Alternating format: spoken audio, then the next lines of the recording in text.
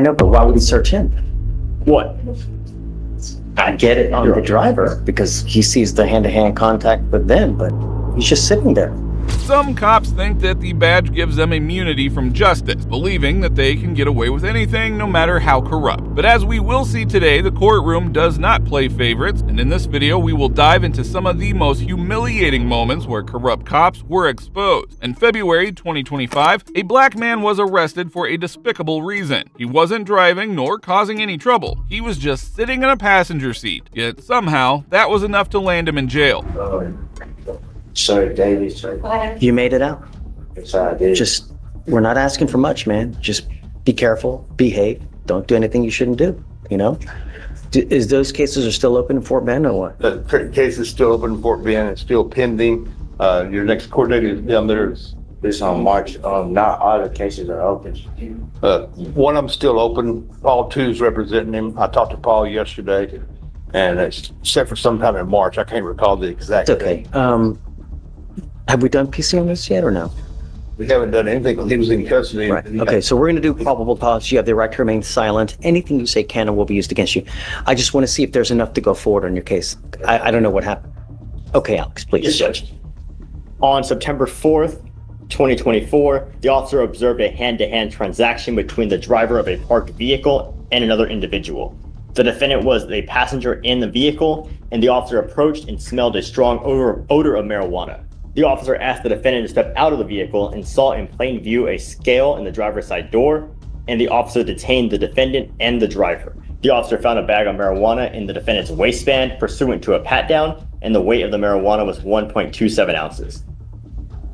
Are you telling me he saw him do a hand-to-hand transaction or someone else? The driver of the vehicle was a hand-to-hand transaction, and when he approached the vehicle, he asked the defendant and the driver who did the hand-to-hand transaction to exit. The cop's own lawyer sealed his fate when he told the judge that the man wasn't even involved in the hand-to-hand deal. He was just a passenger sitting in the seat. That's it. And they still dragged him to court. And furthermore, the officer smelled an odor of marijuana. I know, but why would he search him? What? I get it on the driver because he sees the hand-to-hand contact with them, but he's just sitting there. Your Honor, the only thing would be officer safety, just the pat down. Now. All right, Mr. Barnes, I'm going to find no probable cause. Just be careful. All right? Really. You hang with dogs, what happens? The judge wasn't buying whatever the lawyer had to say. He made it clear that they had arrested the wrong man. No excuses, no justification. One corrupt cop gets served justice, but the next case will leave you questioning everything you thought you knew about these officers. I think the officer's reading in between the lines that this may be more trouble than it's worth. On June 30th, 2023, Miss Brenner Rome was pulled over by Deputy Morse for speeding, a claim that quickly proved false. But instead of correcting the error, it led them to be in court. Miss Brenner Rome, you're here on this citation for 1 to 5 over speeding to do one of 3 things. First is you could admit responsibility to the citation. 2, admit responsibility, but you'd like to provide explanation to the court as to how or why this happened. Or 3, you wish to contest this citation, in other words, fight the ticket at what we call informal hearing. What were you looking to do? I believe I'm looking to do the third, I believe. All right. Then I'm going to go ahead and swear you both in. If you could raise your right hand, same as the deputy. Swear or affirm any testimony you'd give here today would be the truth, the whole truth, and nothing but the truth. I do. I do. It makes a lot more sense for me to start with the officer. He has the burden to establish to me why he issued you a citation in the first place. But after that, you'd have an opportunity to either ask questions or testify on your own behalf, all right? Thank you, Your Honor. With that, Deputy, you want to pick up the narrative somewhere where it makes sense, explain the issuing of this citation? Sure. I was conducting moving radar southbound on Patterson Road. The suspect was northbound on Patterson Road in the 35 zone. It was the only vehicle in the operating zone of the radar. I detected 50 and a 35, and my radar was calibrated to an independently calibrated speedometer. I also had audio visual match on the suspect vehicle. And then when I made contact with the suspect, the defendant, Brooke Romp, She had stated that she was going 40 or 50 in the 35 zone. Ms. Brenner knew the law all too well to fall for the deputy's tricks. She stood up for herself in the court and refused to be cornered. The section of roadway in question is not, it has not been, the safety study has not happened. On August 1st. How did you determine that, ma'am? I'll continue. On August 1st, 2023 at 15:08 hours, contact was made with John at the Allegan County Road Commission, who advised his title was Traffic and Safety Advisor. He advised the section of roadway in question has not had an engineering and safety study conducted on it, and the speed limit was set in 1993 under a traffic control order. He advised the road was zoned as all right-of-way and not as residential or in any other manner in which would require the speed limit to default to. Under the statute that we are going over, MCL 257.628, Section 2, subsection A states the proposed change of speed limit without the necessity of a speed study consistent with the methods prescribed for establishing speed limits under 627. MCL 257.627, Section 2, subsection H indicates for a 35 mile per hour zone to be established without a speed study, there must be no less than 45 vehicular access points, but no more than 49 vehicular access points within the half mile. The section of roadway in question does not meet or qualify the number of access points for the section of roadway to be 35 miles per hour, as it does not have 45 vehicular access points within the half mile section in question. How many does it have? This morning when I drove through, I counted, and it has, in that half mile section, it has 24. That was my count. I'm not the expert on the safety study, but when I counted, it has The fact that the system can claim something happened just to help you only proves that they can do the same to lock you up. I'm going to make a long story short here. What you're asking for is formal hearing because you're challenging statute. At informal hearing, you would be challenging speed. You need to, and what I'm going to do is they'll reset this for formal hearing. That involves the prosecutor's office in front of the district court judges. That's who you'd have to make this argument in front of. So I'm not saying you're wrong. I'm just saying you're beyond what we do for informal hearing with this particular vein of challenge. Does that make sense to you? Yes, sir. All right. So you will get reset for formal hearing. You'll get new notice out. We just need to make sure. I mean, I'm sure we have good address for you here. Edwin Drive in Wayland. Yes, that's correct, sir. Right. Your Honor. So, may I ask another yes. question? Okay. If you find Officer Morse in favor, if you find in favor of him, I would just like to ask him if he would be willing to amend the citation to a non-moving violation while keeping the costs and fines the same. I'm willing to pay that. I just would not like the points on my license. let me ask you a different question. There is one speeder that you get no points for. It is 1 to 5 over speeder like you have, but instead of not on expressway, it is on unlimited access. In other words, if the speeder you were looking at was 1 to 5 over limited access, you would pay the same fine, but you would get 0 points for it instead of this one, which is 2 points. Okay. Is that acceptable? Is that what you mean by a no points? I would just like to, if he could amend it to a non-moving violation. Well, I'm not going to ask him to do that. I would ask him to move it to a no point speeder. But if you want a non-moving violation, you'll have to go to formal hearing and see if the prosecutor would accept that. It is satisfying to watch her confidently present the law to the judge while the cop sits there, clearly not expecting to be outmatched. Okay, so I just want to just make sure that I understand you correctly. So if we ask him to amend it to the limited access, then it would be, then I would pay the same fines. I would just have no points on my license. Correct. Okay. I'm willing. Sorry, go ahead, Deputy Morse.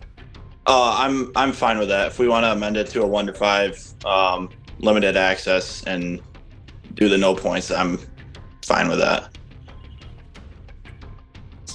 If I think that's 627C. All right, so just so you understand this, Ms. Brenner-Rump, I'm going to explain this to you because it sounds like you want to know this rather than it just magically happening. It's a little bit of a legal fallacy because now we're going to say you're going 72 miles an hour, but in a 70-mile-an-hour zone, that's what's called limited access, meaning you have to ramp on and off, like 131 or I-196. That's what gets you 0 points and the $100 fine still. So what I'm going to do is now say we're amending to that citation that's saying you're going 72 and a 70 unlimited access. We do this quite frequently, but I don't do it at my discretion because I'm judicial branch. But I would always do it at executive branch's discretion, which is the officer. I think the officer's reading in between the lines that this may be more trouble than it's worth to go down this road, and you might be correct, and they have a problem with the whole speed limit on that stretch. What is truly alarming is that both the judge and the officer agreed to lie on a modified citation, claiming that she was doing 72 in a 70 when in reality she was on a 35-mile-per-hour road. He's willing to do it, you're willing to do it, we would end this now, you would get no points, but you would still be paying the $100 fines and costs. I'm fine with that. All right, then that's how we will proceed. You want to give it a few hours though before you call to pay because they need to see that I changed it rather than you paying on the one that you have right now. All right? So like this afternoon? Even later this morning is fine because I'm at about 11 they'd be ready. Okay. All right. All right. Thank you. Thank you. Now this is exactly why people need to do their research. It is the only real defense against being trapped in situations like this. This cop thought he was untouchable, but his humiliation was nothing compared to what is coming next. On the unclassified felony of armed criminal action, I sentence you to a term of incarceration of 6 years in the Missouri Department of Corrections. On December 3rd, 2019, Officer Eric DeValkenair was called to a scene where a man was reportedly chasing his girlfriend in a pickup truck. The officer reached his home and asked him to step out. But what happened next left everyone stunned. When the man did not obey, the officer fired 2 shots, killing him instantly. The officer was later charged with murder, and after a long trial, the court reached a verdict. Eric DeValkenair on count 1, the Class E felony of involuntary manslaughter in the 2nd degree, I sentence you to a term of incarceration in the Missouri Division of Adult Institutions of 3 years. On the unclassified felony of armed criminal action, I sentence you to a term of incarceration of 6 years in the Missouri Department of Corrections. Those cases, or rather those counts and sentences, will run concurrent with one another for a total term of incarceration of 6 years. The parties have a right to expect that no matter what I hear, I will only consider factors that are appropriate and that I will disregard those that are inappropriate. And that is what I've done here. And as a result, I've concluded as follows. There are a number of facts in this case that are both aggravating and mitigating, sometimes all at the same time. First and foremost is this undeniable and uncontested fact. Cameron Lamb is dead. And Eric DeValkenair killed him. That's undisputed. Cameron Lamb was by all accounts a helpful and loving son, brother, father, and friend. People who have contacted me and who I have heard from today have described him as funny, caring, giving. Miss Gray called him a protector, a jokester, and my favorite of all the ones that I read, not a saint, but our angel. Parties have a right to expect that no matter what I hear, I will only consider factors that are appropriate and that I will disregard those that are inappropriate. And that is what I've done here. And as a result, I've concluded as follows. There are a number of facts in this case that are both aggravating and mitigating, sometimes all at the same time. First and foremost is this undeniable and uncontested fact. Cameron Lamb is dead. And Eric DeValkenair killed him. That's undisputed. Cameron Lamb was by all accounts a helpful and loving son, brother, father, and friend. People who have contacted me and who I have heard from today have described him as funny, caring, giving. Miss Gray called him a protector, a jokester, and my favorite of all the ones that I read, not a saint, but our angel. After hearing all the facts of the case, Judge Dale Youngs took a moment to call out the officer's misconduct directly. Cameron Lamb's death leaves an irreparable and unfillable void in the lives of his family and his friends, and also in our community. Also, as I'm weighing all these facts, it can't be overlooked that the events of December 3rd of 2019 were initially set into motion by Cameron Lamb and his decision to chase his girlfriend through city streets at dangerously high speeds, putting motorists and other members of the public at risk. However, those events tragically concluded with the actions of Troy Schwam and the defendant pulling up to defendant's house, Sergeant Schwam pulling into the driveway, immediately getting out with his weapon drawn, rapidly moving into the backyard, carport, garage area of the house, and defendant doing the same. Both without taking a breath, without pausing for the briefest of moments to consider where they were going, what they would find when they got back there, whether they were acting lawfully in doing so, and whether there might be some other safer option, without so much as a, "Hey Troy, wait." At any point, Sergeant Schwam and the defendant could have done this. Even though Cameron Lamb, the victim, was not reaching for a gun, the officer nonetheless fired. The humiliated police officer sat silently, listening to Judge Young's detailed account of the event. A fact that is made even more aggravating as the court considers an appropriate sentence in this case by the fact that the one person who ultimately did take a breath that morning was Cameron Lamb. He did this when at some point, while he was chasing his girlfriend, he decided to discontinue the chase and to go home. The video from the helicopter shows this decision, shows how it played out. Cameron Lamb is not racing through the streets of his neighborhood at this point. He's not driving through yards to get away from anyone. He does not abandon the truck and let it roll into someone's yard while he flees on foot. Rather, he simply pulls into the driveway of his home, pulls around back, puts the vehicle into reverse, and slowly begins backing it down the driveway under the carport and into his garage.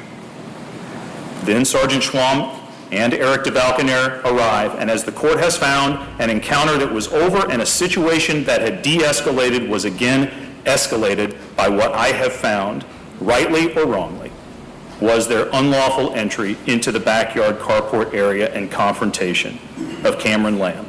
This is an aggravating factor. This tragic case is a clear example of officers overstepping their authority. Without a warrant, they entered Cameron Lamb's property, and within moments, the innocent man was shot dead inside his home. The circumstances of the offense as described during the trial, however, also provide the court with a mitigating factor. I found, as I've considered the evidence in the case, that the defendant, Eric DeValconaire, testified credibly at trial that he was rushing to provide cover for Sergeant Schwam, who had rushed into the backyard with his weapon drawn, prompting the defendant to do the same from the other side of the house. Although not in the court's view, again, rightly or wrongly, negating his obligation to act with reasonable care, as the court found he has failed to do, his natural reaction to protect his partner is a factor for me to also consider. And let's also be clear, and it is hard to accept this distinction. I know that. Murder and involuntary manslaughter arising from criminal negligence are two different things. They are different legal concepts. They are different things. Judge Young was firmly holding the corrupt officer accountable until the moment of conviction approached, and surprisingly, a hint of sympathy crept into his words for the very man responsible. Eric DeValconaire is not Derek Chauvin, George Floyd.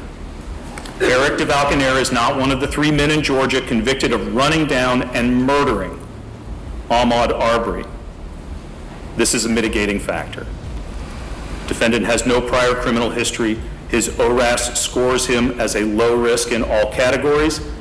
Defendant's history as a police officer, husband and father, friend and colleague is also a mitigating factor that I have taken into account as his father asked me to do, which I was already going to do, and that is to consider the totality of the circumstances and to consider the totality of the defendant's life.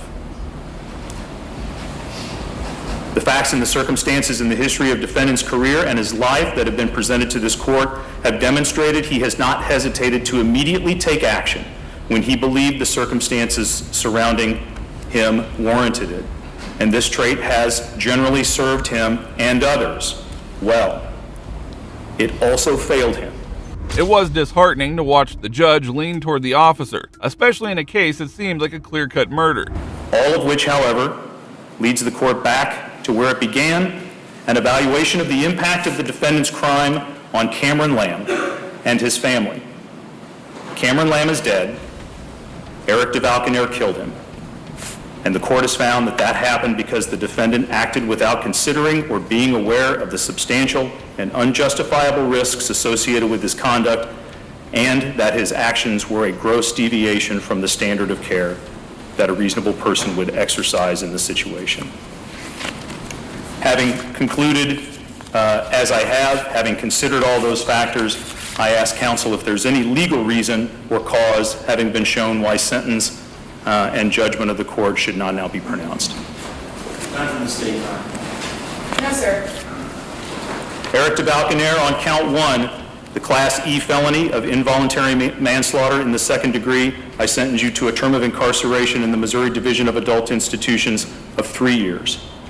On the unclassified felony of armed criminal action, I sentence you to a term of incarceration of 6 years in the Missouri Department of Corrections.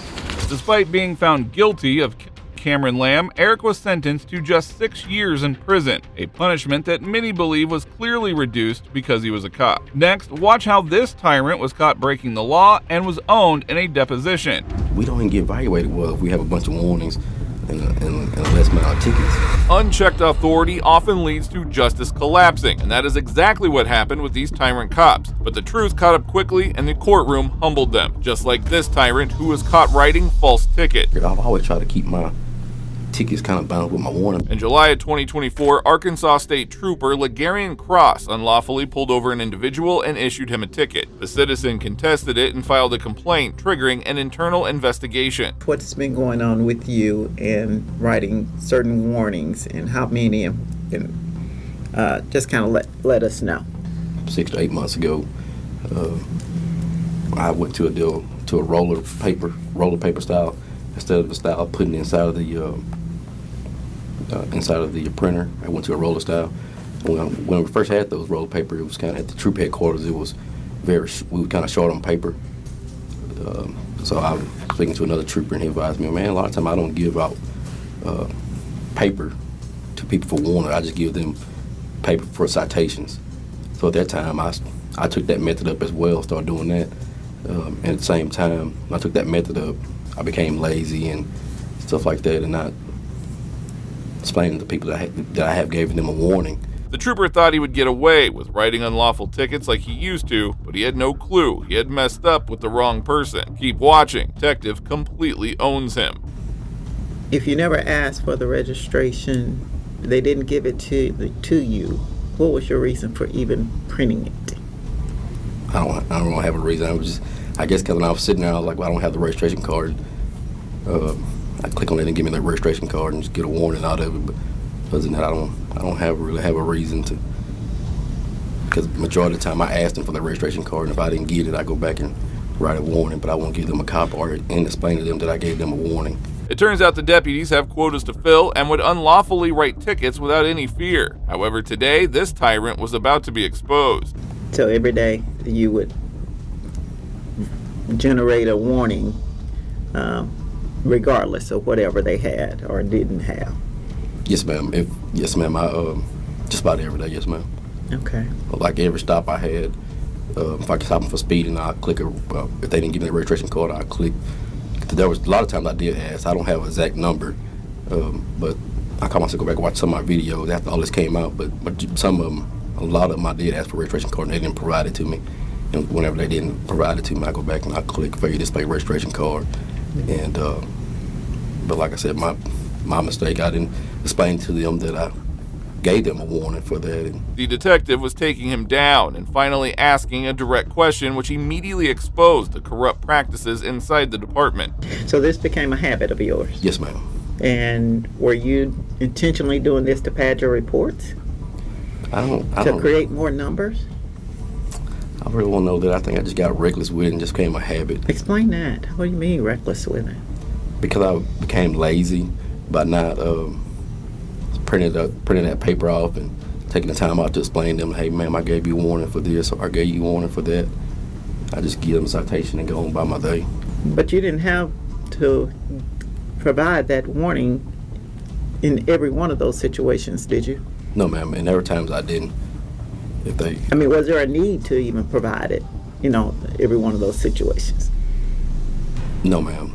The worst part, the deputy still believes he did nothing wrong, showing just how deeply corruption is embedded in the department. This level of misconduct has gone unchecked for far too long. What made you do it for some and not others? I don't have a reason. You didn't request their registration, so why would you think they would have a problem? Yes, ma'am. Did you think that was a problem? Yes, ma'am. Yes, ma'am. On whose part? Yours On or my theirs? part. On my part. Nothing. Because you had a high number of warnings as well. Is that something that you do? Provide a lot of warnings for speeding? Yes, ma'am. I usually try to keep mine half and half on speeding and on the contacts and also on warnings. But my warnings usually be failure to display registration or unsafe vehicle. Okay. This clown in the costume should no longer be a cop, and you will be stunned to hear what he has to say next. Do you feel like you was falsifying information? Yes, ma'am. After it belonged to me, yes, ma'am. Okay. Do you think you violated policy? Yes, ma'am. You do? Which one? The reports on inaccurate and stuff like that. Okay. What about any citations? Did you ever falsify any No, ma'am, citations? never any of those. And do you know if anyone else is doing anything like this? I don't know anyone else that's doing the same thing and want to advise them or stuff like that. But I do know that, I was, that. The one thing that I'm trying to find out is were you doing this to increase your numbers of contact, or was it that they did have this violation? Yes, ma'am. Well, and let me explain on that right there. Every time I did it, like when if I asked for it, I didn't get it, I would do it. But there were some times that I didn't even ask for it. Right. And I went back and I got back to my car and it was my fault again. I was back there at the car and I don't have it back there, so I don't have the registration card, and I just get the contact. The detectives opted for a short break and returned to ask them even more hard-hitting questions, to which the corrupt cop really had no answer, but only more weak excuses. Were there ever times that you were thinking that if I don't ask, then I have a contact, but if I ask, they may provide it and have it signed, and I won't be able to get a contact off of that one? I never had that thought because it was just a warning to me. We don't even get evaluated well if we have a bunch of warnings and a less amount of tickets. Okay. So I already know that. I try to always, if you go back and look at my record, I've always tried to keep my tickets kind of balanced with my warning, because a lot of times you get frowned upon if you got 140 warnings and 30 tickets. Okay. So I try to keep it. It wasn't never. Okay. So I try to keep it a little. Keep myself balanced. Just by getting that, I ain't gonna ask them for just get a contact. I already knew a warning ain't gonna really help me out too much, Right. because they look at that. Well, you got 140 warnings, you got 30 tickets. I'm not gonna gain anything from me anyway. It is truly sad to see the condition of this police department, and this is the reason why cops are hated all over the country. Desperate to save himself, Deputy Cross started throwing his entire department under the bus. Every department, every troop I work for, they always look at, you got 130 warnings, you only got 35 tickets. They ain't gonna do it. Because I always try to keep it kind of balanced. Did you think it was a problem even before this was brought to your attention? To be honest with you, ma'am, I really didn't. I didn't think nothing about it. But I look back at it, yeah.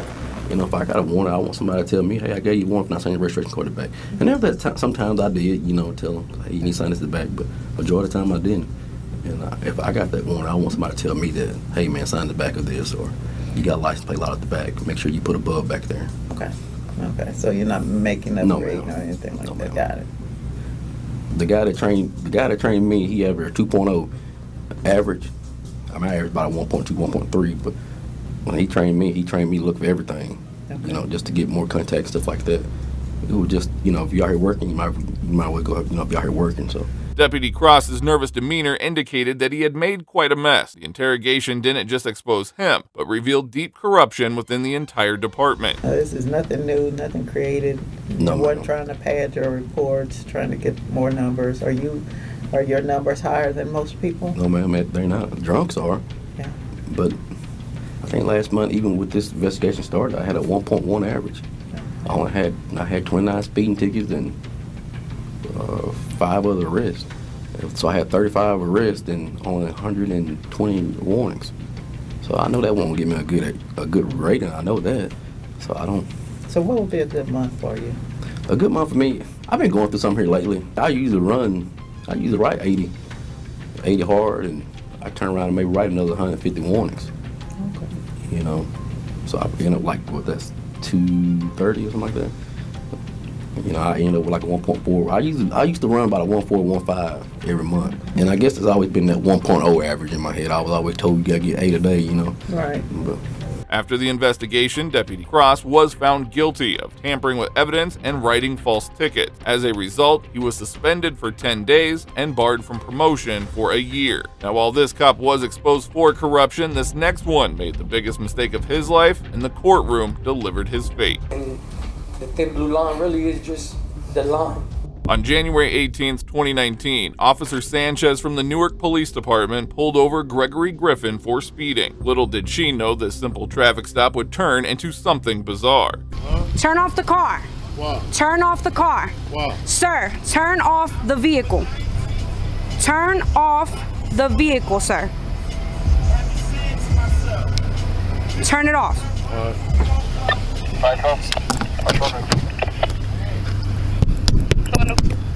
Turn off the car and roll down the window. Open the door. Get me that other unit. Open the window. Open the door. What's up? I got a 646. Let me see your hands. Let me see your hands. Hands. Hands on the wheel. Let me see your hands. Let me see your hands. The officer was aggressive, and as she demanded ID from Griffin, he ended up doing something silly. Hands on the wheel. The car's off.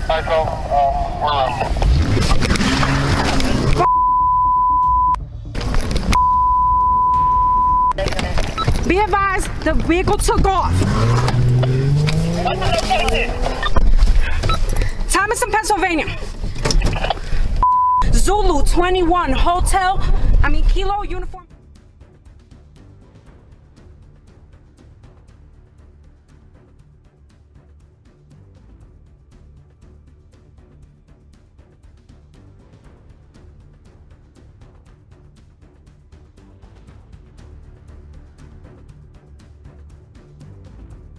Rookie officer Giovanni Crespo directly fired at the car without taking any precautionary measures. Fortunately, none of the bullets hit Griffin, triggering a chaotic chase.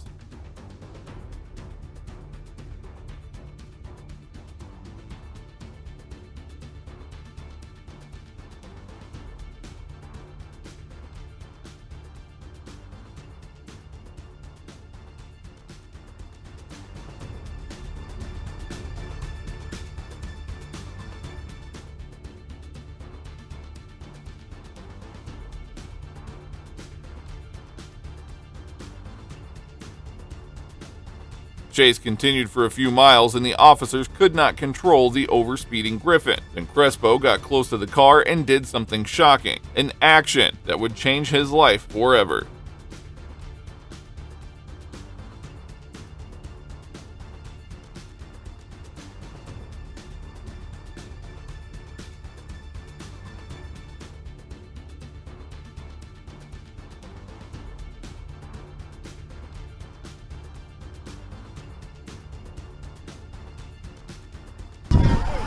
It should be under his leg. Does anybody fires a weapon here? No, here, not here. Delta 91 go. This time, one of Crespo's bullets struck Griffin in the head, killing him on the spot. To make matters worse, another bullet hit the passenger, leaving them severely injured. 599, you're chasing? Did you shoot? No, I didn't shoot. Who shot? Who shot? Crespo shot. Crespo shot. No, they shot. Crespo shot, and they're gone. Who's dead? No, he just pulled off on me. Pennsylvania and Thomas is where I pulled him over. No. Was that a motor vehicle stop or was that a foot chase? No, motor vehicle stop. I pulled him over. Okay, who you with? By myself. Okay. Even the fellow cops could not believe what Crespo had just done. There was no need to fire your gun, and it was later revealed that the officer ended up firing 8 shots in 3 intervals. Cars going down Pennsylvania. It was going way too fast. So you pulled it over as a 521? Pulled it over as a traffic stop. Okay. Just as a traffic stop. Just because he was going too fast. Okay. I got behind him on Pennsylvania and Thomas at the red light. I was waiting for the light to turn green. I thought he was going to pull over right on Pennsylvania. He kept going down Thomas, right on that little curb on Thomas. Pulled over right in front of the church. I got out, told him to turn off the car. He keeps telling me, why do I need to turn off the car? So I'm like, turn off the car, turn off the car. I go over 646, I got a man with a gun. The Delta unit puts up Moss and his partner. So I tell him he's got a gun, so they're like, Val, get him out. I go to open the door doesn't open, so I go in to open it from the inside, and he takes off. Okay. Where's your car? 503, I was driving 503. All right, let's see your car. This led to an internal investigation, and Crespo was charged with aggravated manslaughter, aggravated assault, and official misconduct. Eventually, the case went to trial, and this is what Crespo's mother had to say to the judge before he announced his sentence. And I got to Giovanni, I made a promise to his mom that Giovanni was going to be the best that he could be. And she wanted me to raise him the right way, and I did my best. I would just like to apologize for the event that occurred, to the victims, to my family that I put through, everybody that's been going through hard times because of this. I took a chance at a job where it's life or death every day. And the thin blue line really is just the line. This officer thought he could mercilessly beat someone without facing consequences, but he was quickly proven wrong in court. That was before the Don't get brazen with me. Courtrooms often mark the downfall of corrupt officers who believe they can act without accountability. Today, we'll explore cases where these officers were exposed and humbled in court. Stick around till the end. The last cop's actions will leave you speechless. Our first case is about the evil cop, Michael Amiot, who punched and kicked a person after pulling him over for a traffic stop. It didn't take long for the jury to reach its verdict. We, the jury, being duly impaneled and sworn, do hereby find the defendant Michael Amiot guilty of assault, a misdemeanor of the first degree, in violation of Section 2903.13A of the Ohio Revised Code, as charged in Count 2. We do so render our verdict this 29th day of July. Do hereby find the defendant Michael Amiot guilty of interfering with civil rights, a misdemeanor of the first degree, in violation of Section 2921.45A of the Ohio Revised Code, as charged in Count 3. We do so render our verdict this 29th day of July, 2022. The corrupt cop was found guilty on both counts. He sat there in silence, keeping a straight face, and clearly showed no remorse for his actions. That is your decision as to whether you wish to speak with them. With that, anything prior to discharging the jury? No, Your Honor. On behalf of the defendant, anything?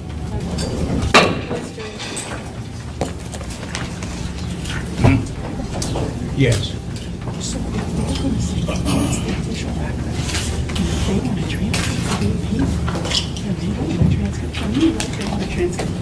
Well, that wasn't the end of the trial, as the very next day, Amiot was called to sentencing. The victim was present and allowed to share a statement before the sentence was handed down. I appreciate the jury and the court for making the right decision. You know, what Amiot did to me was wrong. he should have received the maximum sentences today. You know, I'm still going through like the suffering with the anxiety, you know, driving, just the temperament, the trauma, and everything. This is a cause for this case. I'm ready to get it over it actually, but just coming back in here just like bring up everything, you know. And just to see him over there, you know, see all that, just coming back in this court, just like it just brings up everything. Like you live at the moment, so you know. I hope he gets the maximum sentences today. Shortly after, Amiot was allowed to address the court, and he delivered a lengthy statement. One of the most shocking examples was a prosecution witness called who testified that I was celebrating in the aftermath of this arrest. He testified that I was high-fiving, fist-bumping, and dapping it up with other officers.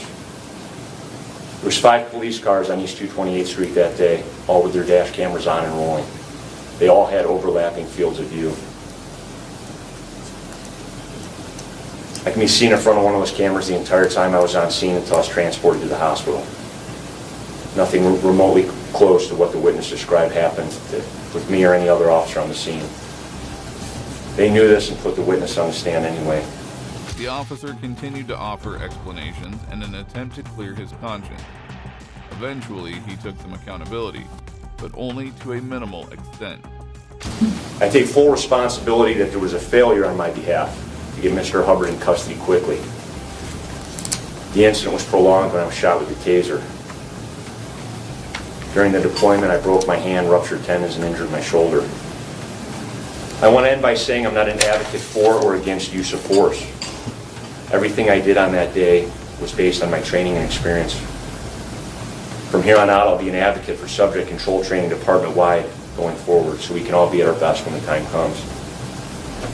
I have a deep respect and love for the citizens and this community. I want to do my best to serve them. Before announcing the sentence, the judge expressed his disdain for Amiot's actions, aiming to make the officer feel the weight of his wrongdoing. One of the things that stood out to me is that the initiation of this incident probably never should have occurred. When you receive that initial radio communication, that initiated this whole thing. And the other thing that sort of stood out to me was that in approaching the vehicle and asking Mr. Hubbard to get out of the vehicle, there was an inability for him to get out of that vehicle without making contact with you. It is disheartening that Amiot never apologized to the victim, and the judge's personal comments must have been especially hard for him to hear. I believe the jury got it right. I do. And the court must impose the sentence that the court feels is appropriate in a case like this. And I appreciate the city of Euclid compensated you. If you need assistance, you need to go and get that assistance. But I'm not going to say you're not going to have instances of flashback or what have you, but you need to move on with your life also. And not let this incident continue to hover over you. The city compensated you. The judge also tried to tell the victim to get back to life and move on from this terrible incident. Finally, the sentence was announced for the tyrant cop. The court at this time will impose a sentence of 90 days, require you to pay a fine of $1,000, and will require you to pay the court costs. In addition, the court will suspend the sentence of 90 days place you on non-reporting community control for a period of 1 year. If you violate during that 1 year, then the court will retain the ability to impose the sentence. Anything on behalf of the state? No, Your Honor. On behalf of Ms. Dandiot? Just what count is this in? Or electing sentence? What count as opposed to the violation of civil rights? Not saying they weren't violated, but given the length of time, the court will use the assault charge. Anything else? Judge Guy Reese sentenced Amiot to 90 days in prison and also fired him from the police force to ensure that such barbaric behavior would never happen again. While this judge was quite relaxed, this next one took this attorney to the cleaners. And the court left the door open. For me, not for you. That was before the defense Don't get brazen with me. During the Kyle Rittenhouse homicide case, Assistant District Attorney Thomas Binger ignored the judge's previous rulings and continued questioning the banned topic. This led to a furious defense attorney and an even angrier judge. I'm going to ask you to go into the library again for a moment, please. Please don't talk about the case. He's either forgetting court's rulings or attempting to provoke a mistrial in this matter. He knows he can't go into this, and he's asking the questions. I asked the court to strongly admonish him, and the next time it happens, I'll be asking for a mistrial with prejudice. He's an First of all, Your Honor, this was the subject of a motion. I'm well aware of that. And the court left the door open. For me, not for you. It was clear that Judge Schroeder was extremely angry at the prosecutor, as he dismissed the jury for a while to hold him accountable. My understanding of You should have come and asked for reconsideration. You did on the one motion, and in fact, I granted your motion for reconsideration. That was on our motion. Why would you think that that made it okay for you, without any advance notice, to bring this matter before the jury?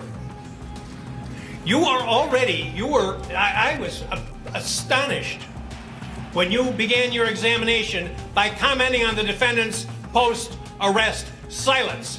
That's basic law. It's been basic law in this country for 40 years, 50 years. I have no idea why you would do something like that. And it gives, I'll leave it at that. So I don't know what you're up to. The prosecutor had made a huge mistake, and things were about to get from bad to worse for the poor guy. He was using it in a manner to try and protect property. No, he wasn't. Your Honor, with all due respect... I'm not going to rehash the motion. That's absolutely untrue. No. Your argument's of record. My comments are of record, and why I ruled as I did is of record. There's nothing that I heard in this trial to suggest anything's changed, even if you're correct in your assumption that you know more than I did at the time. Why you would think that you could go into it without any advance notice to the court, I don't understand that. And as the defense is pointing out, you're an experienced trial lawyer, and this should not have been gone into. The defense panel was growing restless, unable to believe what they were hearing. Binger's excuses were weak, and he was about to be called out for them. The defendant has just testified this morning that he agreed with that person in the yellow pants, that he pointed the gun at him. He said, I was joking when I said that to the guy in the yellow pants, but he's acknowledged that he told the person in the yellow pants, yeah, you're right. I did point a gun at you when you were sitting on a car. He said, I did. That's what he Exactly. testified. You know, there's a lot of difference between commenting about something when you haven't got a gun and threatening someone when you do. You know, it's interesting, Your Honor, because the entire defense theory in this case is Joseph Rosenbaum, who was unarmed. I want you to tell me what the defense theory of the case is. May I respond to what you just said, Your Honor? I'd like to respond to what you just said. I apologize, Madam Court Reporter, but I'd like to try and make a record without... It's rare to see attorneys speak to police officers in this manner, and if Binger continues this behavior, he could be held in contempt of court. On his beliefs and on his statements. I'm going to interrupt you now because you're talking about his beliefs. I think that's what they call... His statements do, Your Honor. Because he just said, can't use deadly force, can't threaten to use deadly force to protect property. So now I'm impeaching him on that. Your Honor, the court has seen no reason to change its ruling. And just so this record is clear, in spite of the lengthy statement by Mr. Binger, before we started today, the court specifically stated in Mr. Binger's presence, there's been nothing to have me change any of my rulings. He knows if you're going to go into something that's been excluded in a pretrial order, you better ask the court, you better get permission. This is ridiculous. It wasn't excluded, Your Honor. You know why it was excluded in the first place? Because it was propensity evidence. The judge taught him a lesson about who the boss was, and just when he tried to talk over him, he delivered one final blow. His attitude is he wants to shoot people. Now, I've admitted that kind of evidence in other trials when it's been appropriate. I didn't admit it in this case because, to me, what I've heard in this trial, and by the way, Mr. Richards absolutely correctly points out that just hours ago, I said I had heard nothing in this trial to change any of my rulings. So why? Testimony, Your Honor. Pardon me? That was before the defense Don't testimony. get brazen with me. You knew very well. You know very well that an attorney can't go into these types of areas when the judge has already ruled without asking outside the presence of the jury to do so. So don't give me that. That's number one. Wigmore evidence. Judge Weinstein, Colonel McCormick. It's the crime. The prior act has to bear the signature of the accused, or it has to be so similar as to suggest it's a common plan or something like that. The judge delivered a brief speech to instill discipline in his courtroom before calling the jury back. When you were I said you were over the line and close to or over the line on commenting on the defendant's pretrial silence, which is a well-known rule, that would have been an issue. So I don't want to have another issue as long as this case continues. Is that clear? It is. Thank you. Ask the jury to come back in, please. This was surely humiliating for the attorney, and he'll forever think that he should never have broken the rules. Coming back to police officers, here is another instance when a corrupt bully was questioned and owned. Did you apprehend good guys? Never. I take that back. I bit a victim one time because she jumped in front of me. Daytona Beach police officer Joshua Mesereau was involved in a gun battle with Marvin Jones, who was shot 5 times. Jones also had his girlfriend with him, Aviana Bailey, who the officer also shot. The young mother-to-be was left paralyzed from the chest down after the incident. Following this life-altering event, she filed a lawsuit against the police and the city.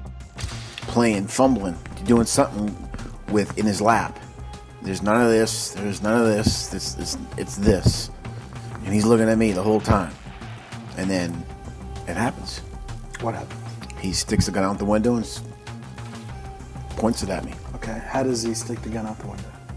If I'm sitting in the driver's seat, where would so he just went just like that. Okay. And it was between the mirror and the A-post.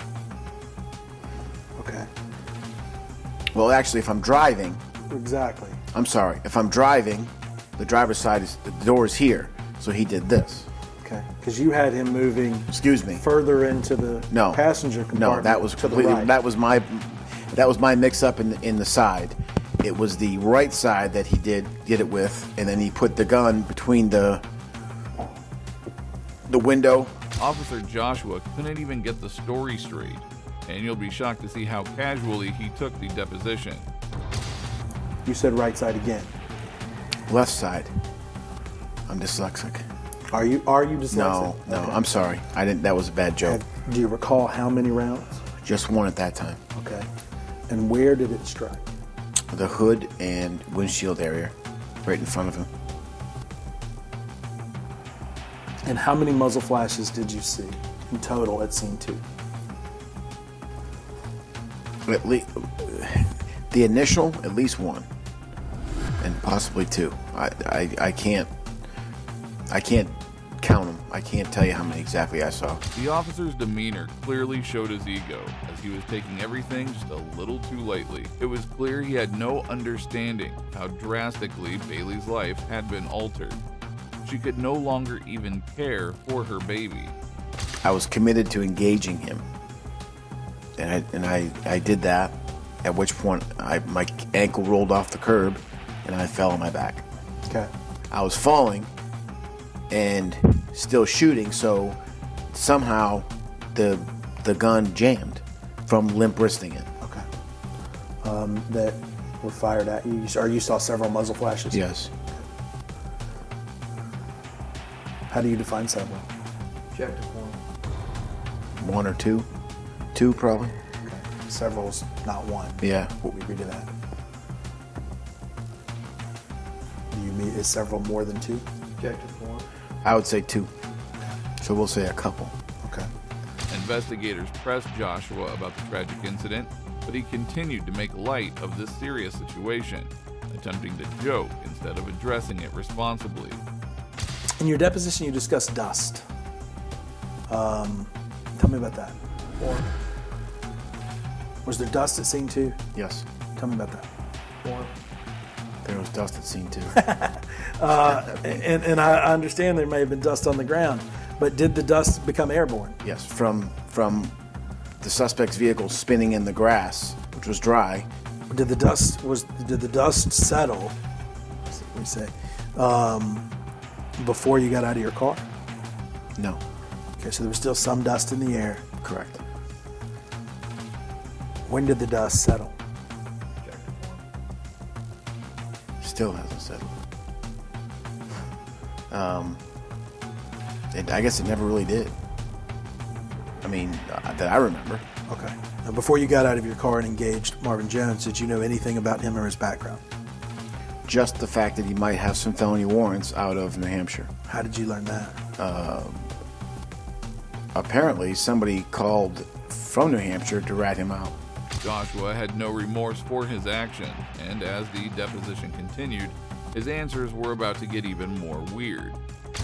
What threat was posed to the safety of an officer or other person at the point you first got out of your car?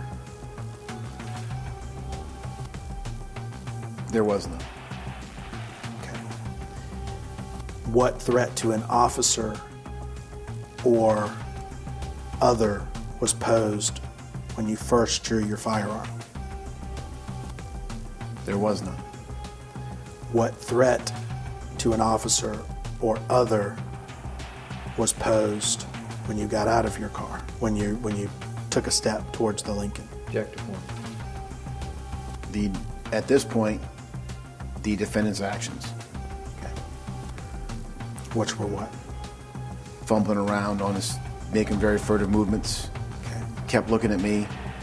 The attorney then questioned Joshua about his troubled past, which included being removed from his role as a canine officer. When pressed on this matter, his cocky and dismissive responses were shocking. Did you have your duties as a canine handler revoked or rescinded at any point? Yes, I did. What happened or why? Form of objection. In my opinion, Yes. I was doing my job too well. What does that mean? It means I was beating the streets and I was catching bad guys. Okay. There wasn't a lot of bad guys that got away from me Because your dog got him. because we got them as a team. Okay.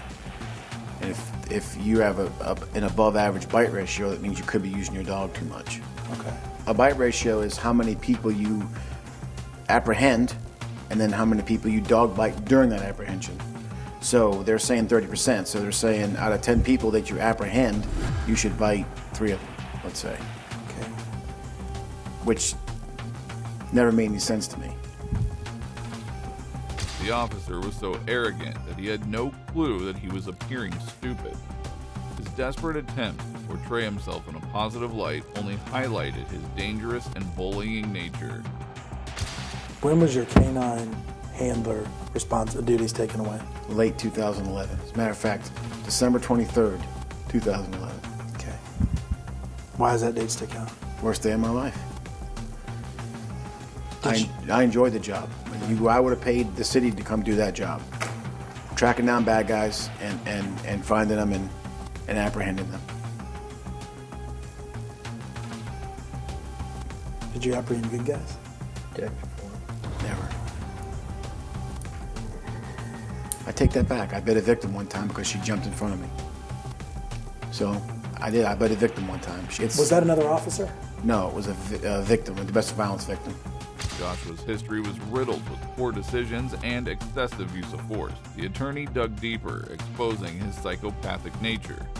Do you need supervisor authority to conduct a strip search? Yes, sir. Did you obtain supervisor authority before you searched Justin Riddle? No, sir. Did you receive counseling or did a supervisor talk to you about that and tell you you did that portion incorrectly?